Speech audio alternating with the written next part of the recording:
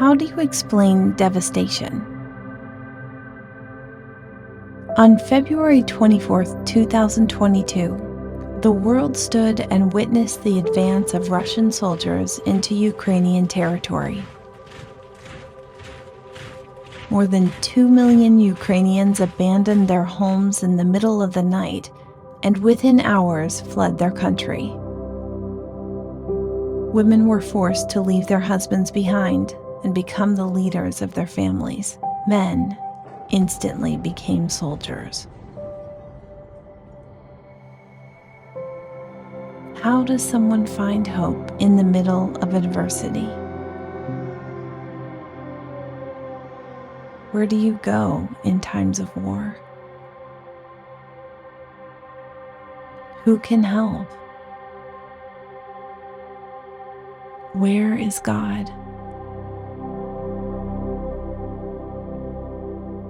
After coordinating with our partners in the region, we embarked on a field expedition to the region bordering Ukraine. The primary purpose of our trip was to bring you an up-close and personal look at people living inside of this new reality, to meet the brave individuals on the front lines, and to share their gripping stories with the church.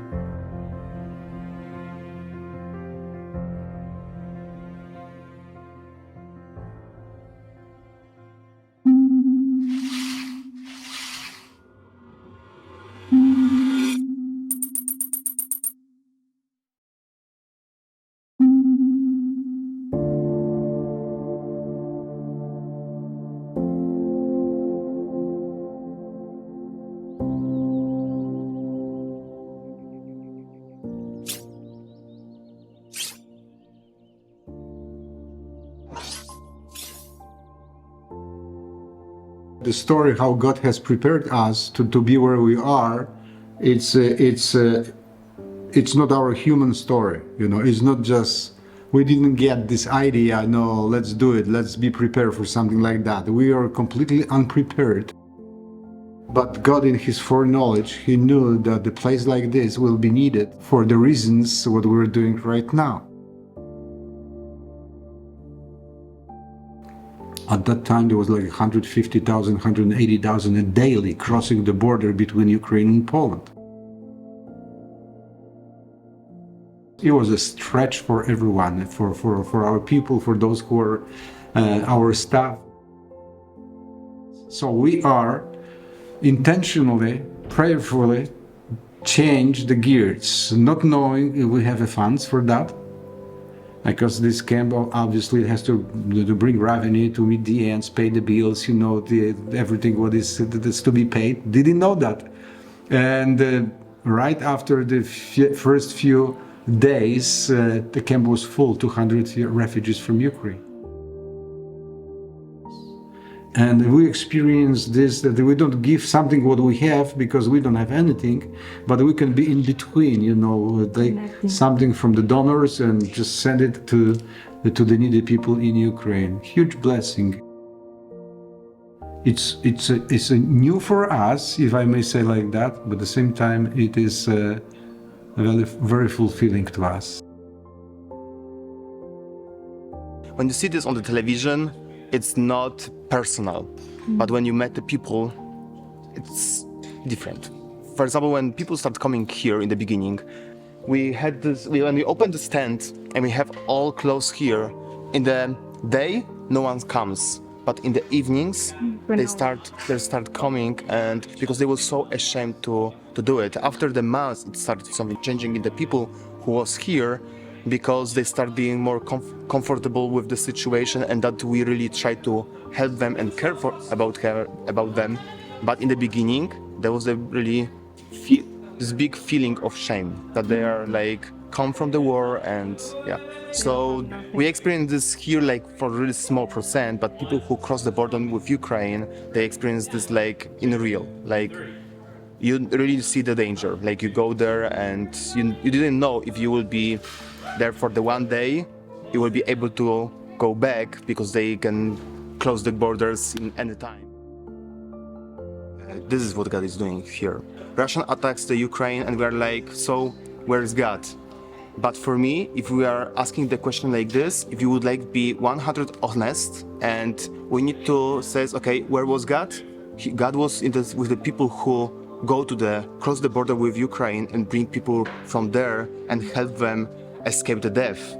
And God was exposed himself by the people who, in the first month of being here, they start coming like the trucks with food, medical supplies, and etc. and brings to help people here and also in Ukraine. So if you are asking where was God, he was acting, but we need to really know where to put our eyes to see that he is acting.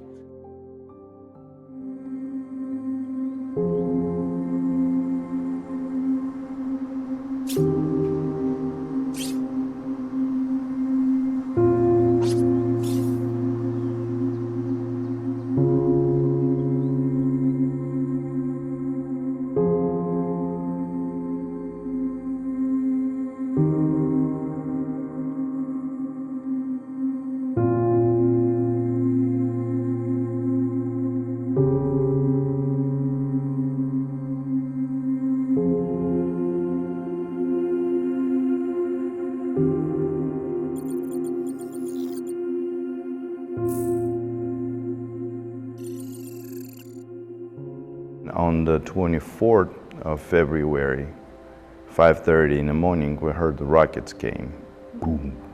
So it was massive boom. So everybody got wake, we didn't know what happened, but we knew the war had started. Russian troops was in our city the first day. Our city was taken the first day of war. So most of the people, they didn't know what to do. We probably have like close to 100 houses was bombed in our city. Not that many people were killed, but people were scared. So the first week it was like Armageddon. We don't know what's going to happen next. It's like everything, all the plans was stopped. I mean, you just leave 1 hour at a time. Our city became like a hub for all the military equipment because we have a big military cargo airport in our city. So all the planes, helicopters, tanks, and everything was in our city. And it was like close to 10,000 troops. Yeah, I think it was like 3.5 weeks after the invasion. It was March 19. They came into my house, 6:30 in the morning. Me and my wife, we were having coffee and just reading our Bibles. And my wife looked at the window, and there were soldiers jumping over the fence. And I knew, it's gonna be a trouble.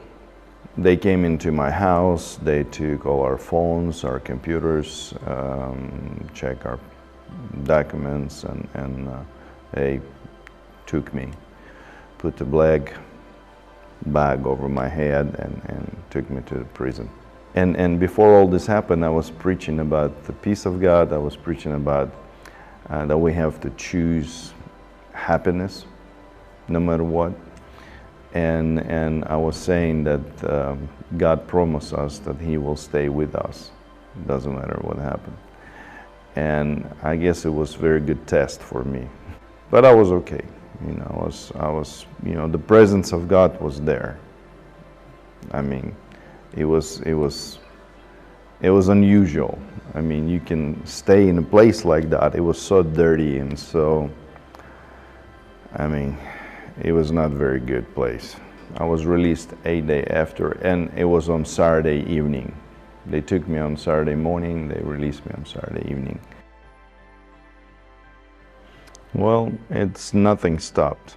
The war is very intense right now, and there's a lot of people dying every day. Because Russia is losing right now, and they get more aggressive, and they killing just civilians everywhere. They do crazy things. Only in Mariupol, I think close to, I can say more than 20,000 people were killed, civilians. The whole city is leveled. There's no more Mariupol. There's no more, there's some cities not existing anymore. So it's hard.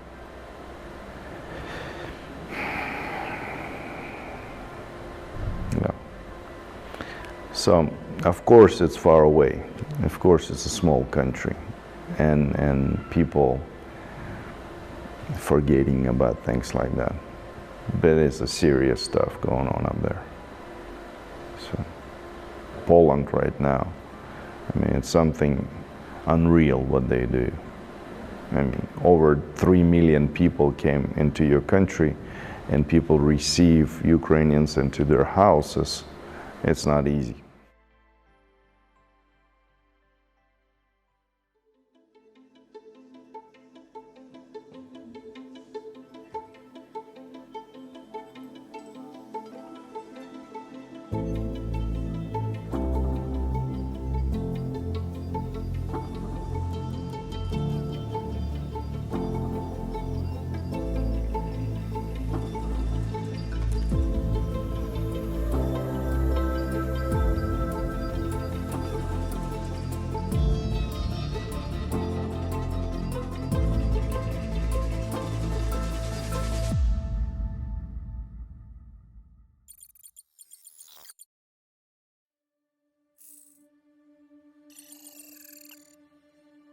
I have 3 kids, 9, 7, and 2 years old. What are your plans? I don't know. I'm waiting. I'm waiting when the war will end. I'm waiting when it would be safe in our city. So we want to return. It's our dream. We want it. It's our country. We love it. So.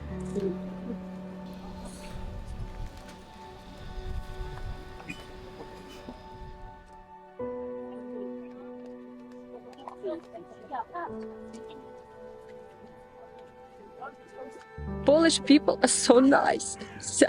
They open their hearts, their rooms, flats, like apartments, houses, their fridge. They open everything and they share with everything that they had. You know, and it was like so kind from them, you know. Because when they helped, I have never thought that one day I would be in the same situation, you know, that I would need help with my kids, with food, with clothes. And what I'm saying, it's not mine. Like Polish people gave me this. So a huge thank you for the Poland and the government, because they are really nice. In these situations, that they showed us that they are real friends. They are, like they understood us and understand right now. And when we came, it was like almost 9 p.m. Yes, 8, 9 p.m. And just security welcomed us because it's like a closed zone building. And they helped us to take our luggage from the car. And we like tell to our kids, because 9 people stayed in the 1-bedroom apartment, you know. And we said to our kids like, shh, because neighbors are going to sleep and we are so like crazy, our kids. And then we heard a knock through the door. And we thought, oh, it's neighbors coming to say that we are too loud, that we need to be quiet. And we opened and we saw a lady with a little baby. And she was giving us a chocolate, and she said, it's everything that I have right now, but I heard that you're from Ukraine. And it was like, wow, she's with a little kid, and she gave it. And after like an hour, she came again, and she brought us pizza, a huge one. And it was like, thank you so much, you know, it was fantastic.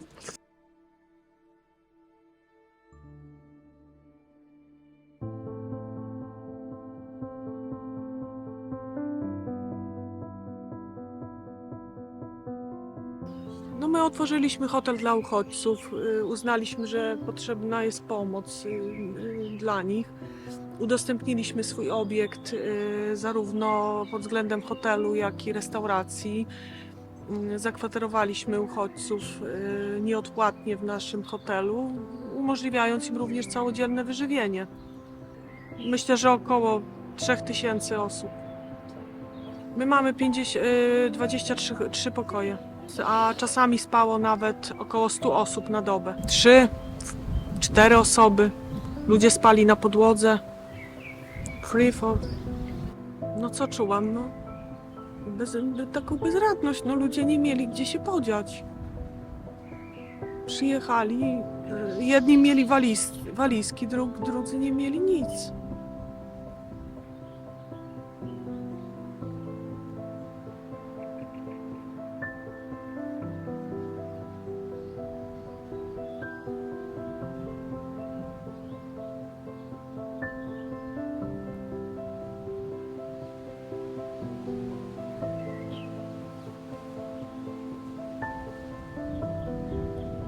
Ile osób mieszkało, ile spało w samochodach?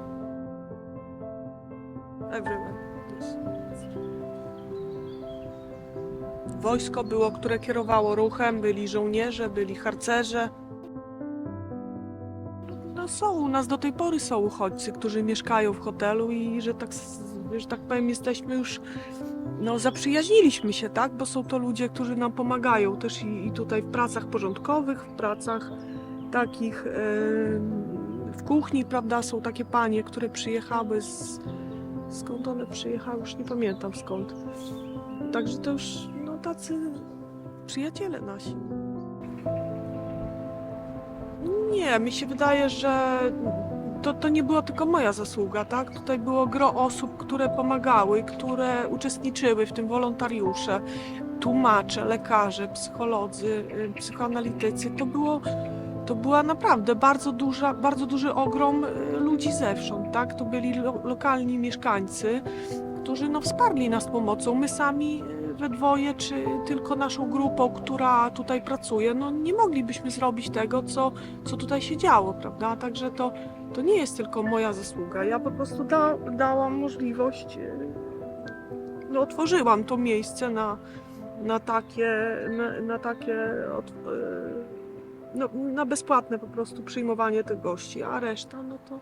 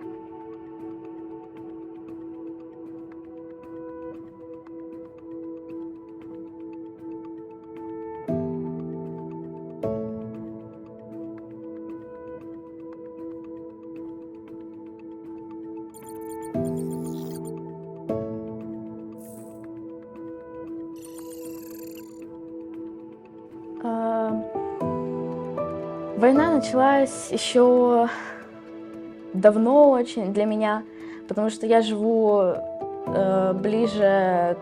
я живу в Донецкой области.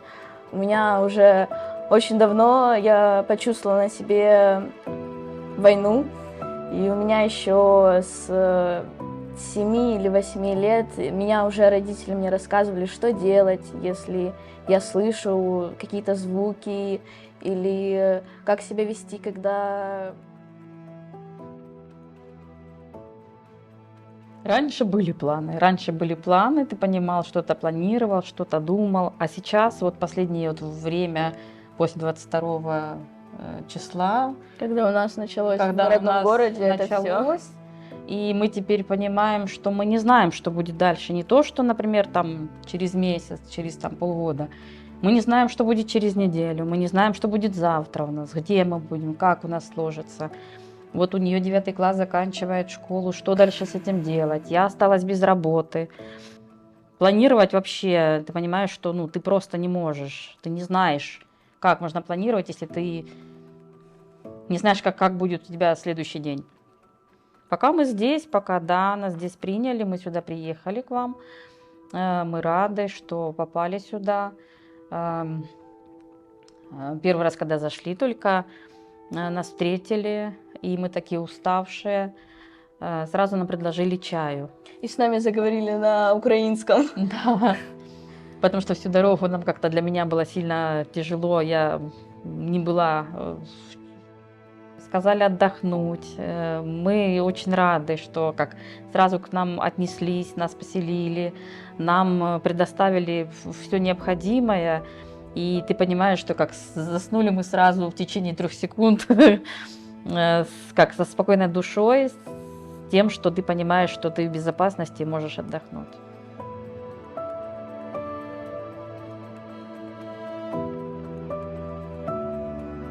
You know, this was very interesting because in January and February we had meetings and we were thinking about this property that kind of like puts us over here in the middle of forest, and many times we're viewed as a ministry that is just over here and does camps.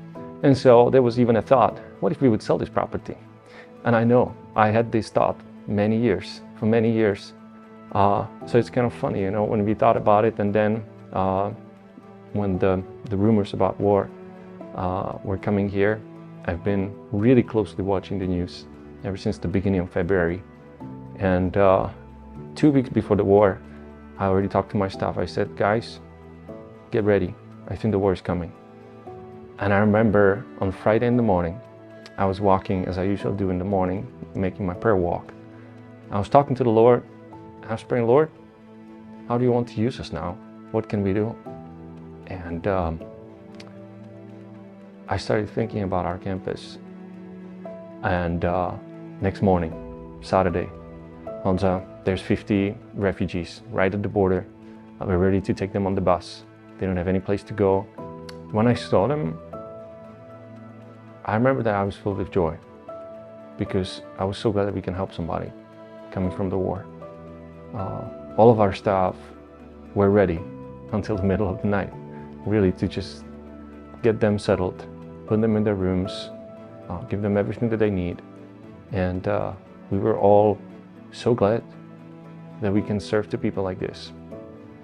We don't just give them food and a bed, but we provide everything for them so that they can become stable again. And on the top of it, our DNA is in Christ. And we're not ashamed for this. We tell it even to the authorities. I want to say that I would not be able to do this without my team. I find it very interesting, you know, in this terrible time of war, things that we hear almost every day, seeing people break into tears after showing their husband's picture on the phone and saying, he is alive, while he is fighting for the country.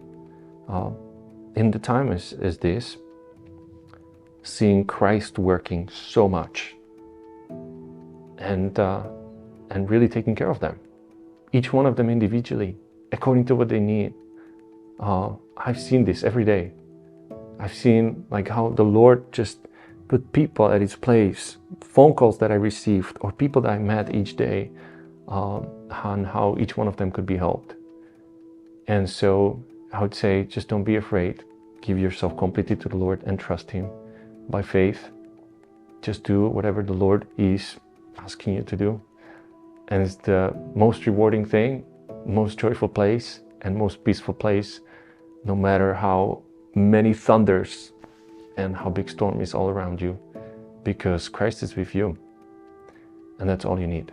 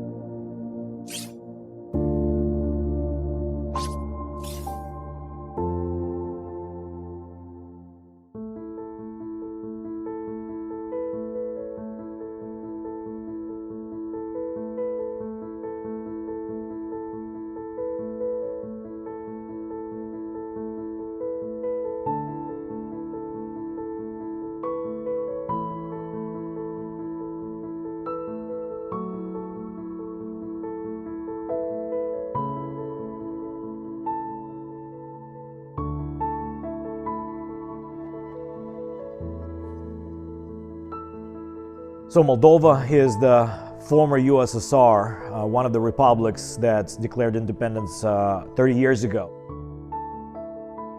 On February 24th, when we woke up to the news that Russia has started sending bombs all over Ukraine, we've been surprised. Nobody expected these things to happen, and yet at the same time, we kind of knew that we would be next. So as most of pastors, most of the church members who started getting involved in answering the refugee crisis, meanwhile our wives, our families were packing bags, and so for the first several weeks we pretty much lived out of the suitcase with the plan, if the military is going to roll to Moldova, we're going to basically join the flow of Ukrainian refugees and be entering European Union. The big concern that we had was providing safe passage for these women and children coming into our country and through our country without human traffickers being able to get hold of them.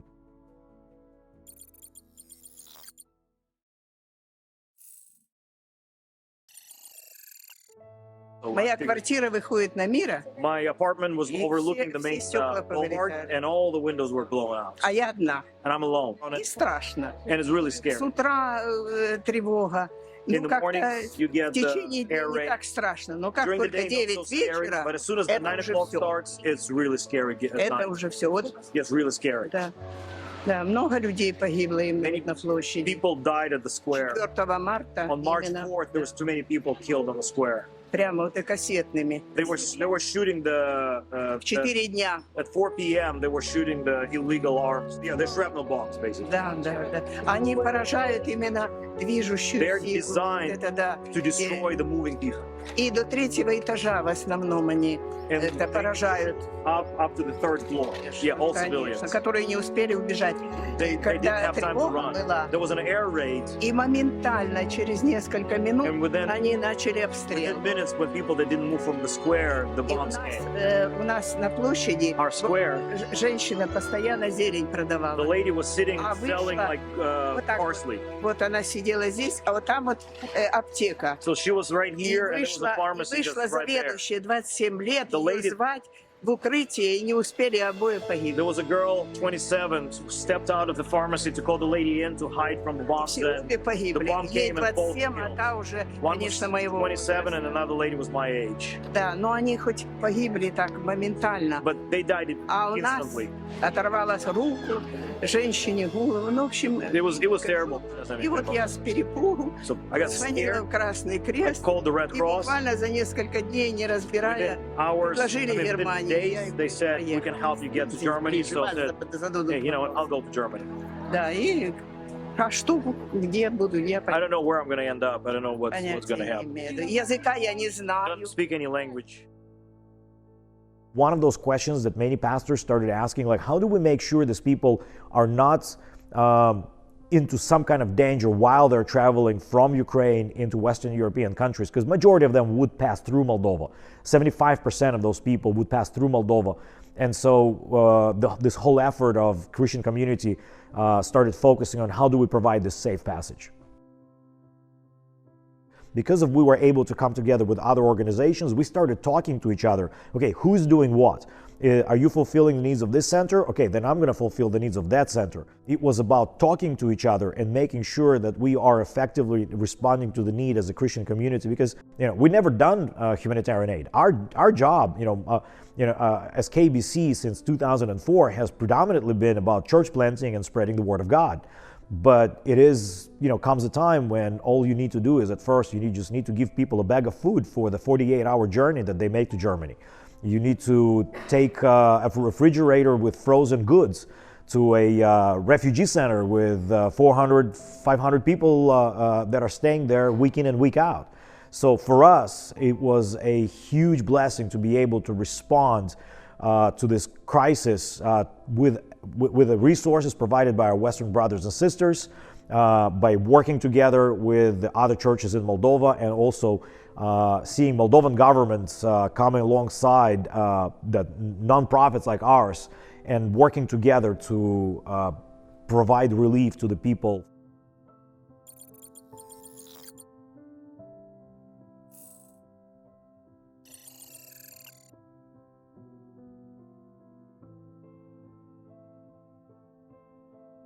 быстрее решиться, все же не решалась выехать.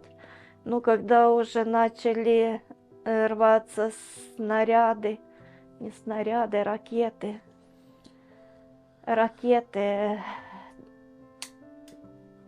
такие они делятся на это, осколками разбрасывают. Уже за несколько кварталов, когда начали уже разрываться, и уже с одной стороны там соседей хвостовик попал от ракеты, потом с другой стороны соседям попал хвостовик, то решила, что 15 марта мы выехали с Николаева. И с внуком я не ходила туда, не показывала ему, где взрывается. Старалась его проводить так, чтобы не было видно вот последствия этих взрывов. Когда приехали на таможню, там людей было столько. В основном мамочки с маленькими детками. Часов 6, наверное. 15-го мы заехали в Молдавию, а 15 марта. 17-го мы уже были здесь.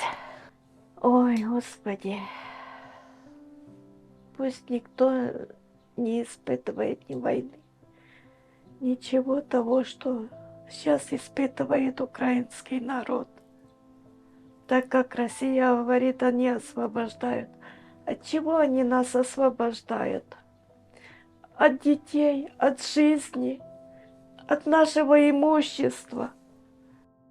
Все, от чего они нас освобождают. Вы даже не понимаете, насколько я это понимаю. Потому что перед тем, как дочка... Они же не разрешают с Мелитополя вывозить людей. Там же закрыли полностью. Было всего 3 коридора, с которых вывезли немного людей. Остальных же закрыли, не выпускают. Последнее вот это, когда вывозили, водителей избили, в город не пустили. Они на окраину города. Кто мог добраться с окраины города, вот это их вывозили. Как я молилась, чтоб вывезли, доехали. Потому что сколько машин расстрелянных, сколько людей убитых. Just knowing that God has used us in the small ways and yet at the same time in a huge way, we have been blessed by God and put in a unique position to take a place of responsibility here in Chisinau, in Moldova, and then also come alongside other organizations and take the responsibility for these people fleeing for their lives. 25 числа я уже был в Кишиневе, и мы договорились, что мы будем делать и как мы будем делать. У нас вообще не было понимания, что делать и как делать. И пошли просто невероятные потоки людей, которые нуждались в нашей помощи. И заходили другие. И вот по этой дороге, вот до конца, стояло 5-6 автобусов.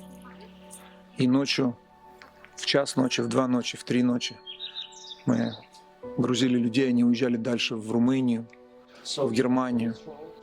Мы не были готовы к этому.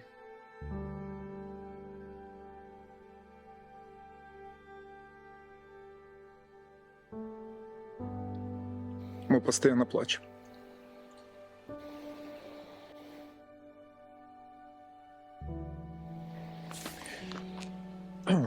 Я на этой машине за 90 дней сделал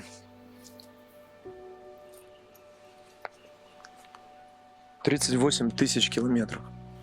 Я первые 40 дней спал по 1,5 часа в сутки.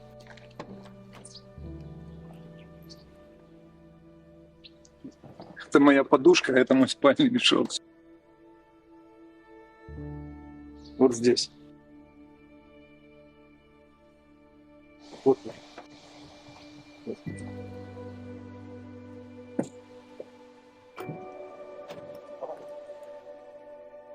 Это как раз и есть объединение еврейских организаций, которые занимаются спасением потенциальных граждан Израиля, которые совершают алию. Государство Израиль заботится о своих будущих гражданах. Но у нас было в каждый день самолеты. Я понимаю, что все имеет цену в этой жизни. Я машину себе другую куплю, дома мы отстроим другие. Но мы никогда не сможем поднять тех людей, которых убили. Это самое дорогое, что есть.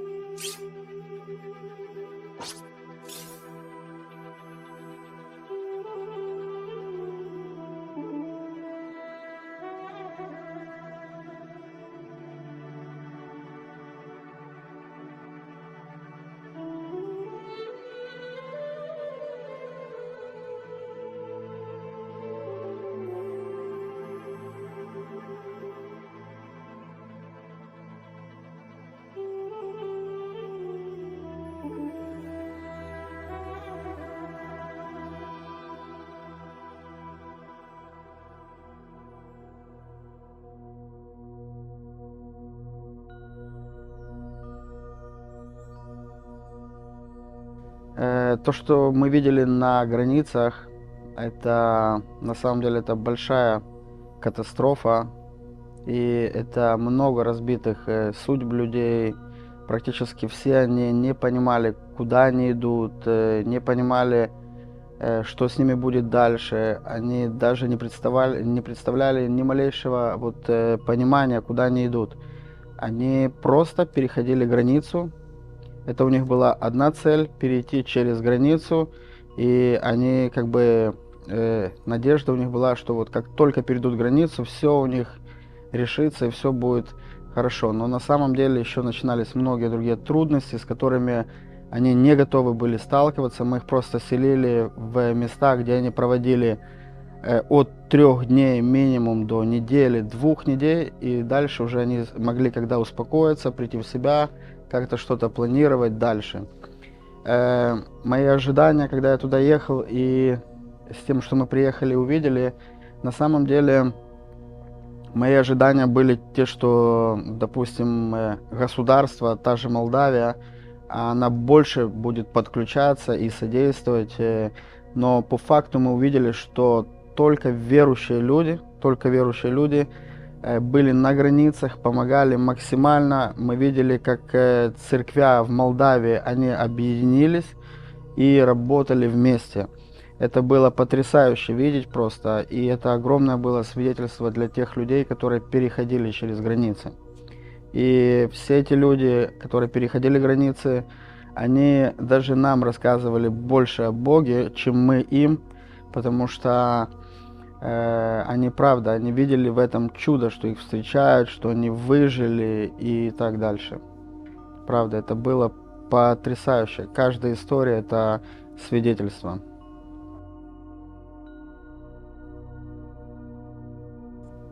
Первое, я хотел бы сказать, то, что мы увидели во время короны, во время пандемии. Здесь, в Израиле, мы увидели, что церковь должна быть там, где плохо. Второе, когда мы поехали в Молдавию, когда это нужно было, когда началась война в Украине, мы поняли, что призвание, предназначение церкви конкретно быть там, где плохо людям, там, где горе, там, где слезы. И знаете, когда тьма сгущается, свет светит еще ярче. Обычные слова ободрения, обычное внимание, обычная чашка чая, это становится что-то сверхъестественным. Обычное проявление любви, ласковое слово, оно становится чем-то просто невероятным. Это то, что нам, как верующим, делать не так сложно, потому что та любовь, которая внутри нас, она переполняет нас, но это то, в чем нуждается этот мир. Поэтому я думаю, мы должны использовать это время для пробуждения, потому что эти люди очень сильно открыты для проповеди Евангелия. То есть они просто открыты для этого. И это время жатвы.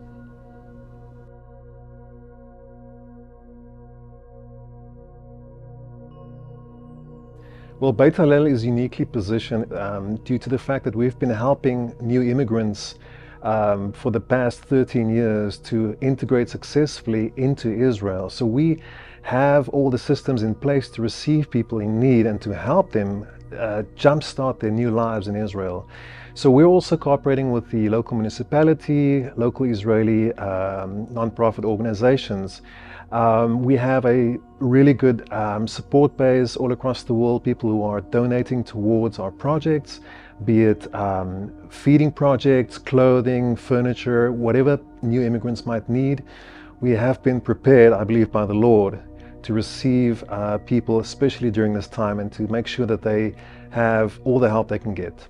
Well, just recently we had an event for Ukrainian refugees, Jewish Ukrainian refugees, where we just wanted to spend time with them and bless them with what they needed, and to just show them love and the fact that they are welcomed and accepted here in this land, that they are really among family. They had similar stories, basically where they would wake up to the sound of rockets. I've got to pack one suitcase, the clothes on my back. I have to find passage maybe through Poland or Moldova to eventually reach Israel. So that is a really hard 24 hours in their lives.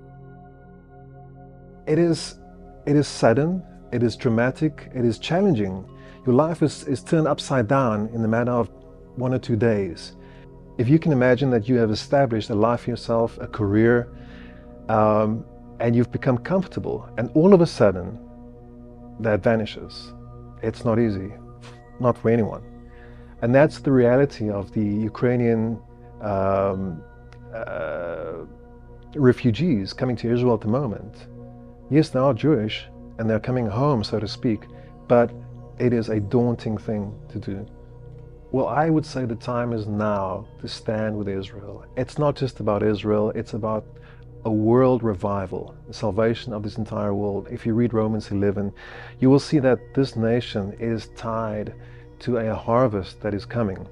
And this nation is a focal point of what's happening in the spiritual realm, I believe. We are seeing this exodus happening, and God is bringing back the Jewish people through a variety of ways to Israel. And we are seeing this nation being transformed and restored physically, but also spiritually. I mean, the gospel is running through this nation. People are getting saved. The Lord is preparing this nation. So the time has come really for the Gentile church to align with God's plans for Israel, because as the Bible says, if their rejection was salvation for the world, what would their acceptance be but life from death? You just saw a glimpse into millions of stories that came out of this war. Because Wild for the Nations documented the footsteps of those who, in the worst moments of their lives, far away from home, encountered the love of God in 5 different nations. We've done this over the last 7 years with ministries across the world.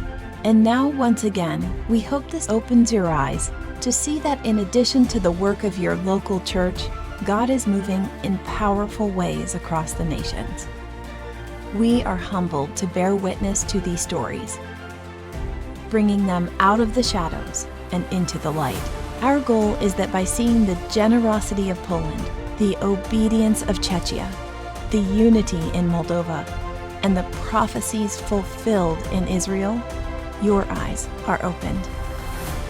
Open to see that in the darkest times, the bride has risen. In all her beauty, she has shown up.